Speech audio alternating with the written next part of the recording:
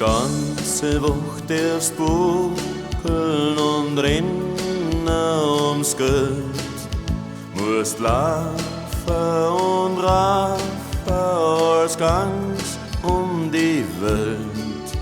Doch dann kommt der Augenblick, du fragst, der muss es sein. Ich halt das bloß aus, weil ich denk und mich frei.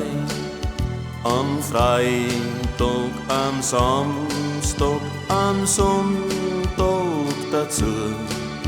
Da bin ich unterwegs und da hab ich meine Ruhe. Da bin ich frei wie der Adler, so frei wie der Wind. Spül ich mir Mus, ich bin wie ein kleines Kind. Ich sag dem Alltag den Sorgen für Gott, ja für Gott. Da hab ich ein Gefühl, wie es ein Vogel wohl holt.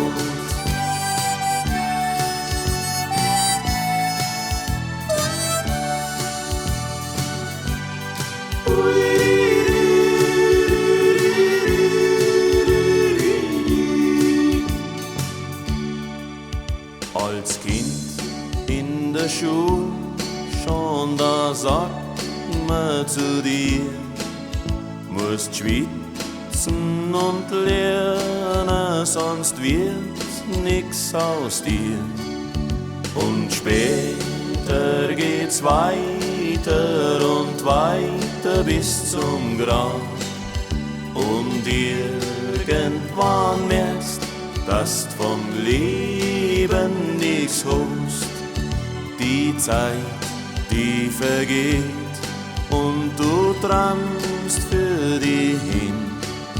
Jetzt brich ich einmal aus und dann denk ich nur an mich.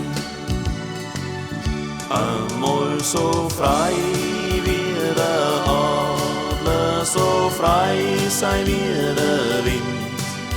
Kann tun, was ich mag und bin wieder ein kleines Kind. Ich sag dem Alltag den Sorgen für Gott, ja für Gott.